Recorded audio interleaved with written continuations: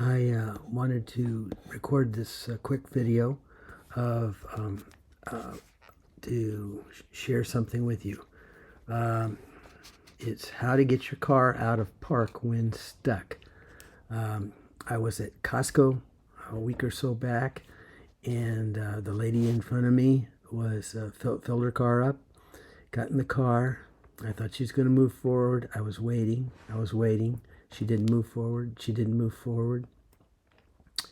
Finally, she gets out of the car and she comes back to me and she says, "Hey, I can't get my car out of park.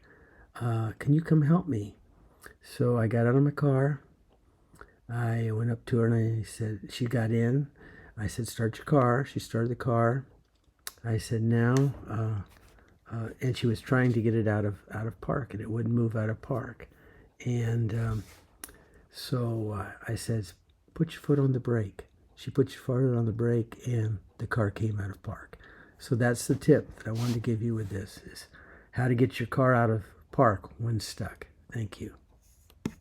If you like this recording, please like and subscribe and connect to being notified of any further videos. Thank you. I appreciate it. Bye.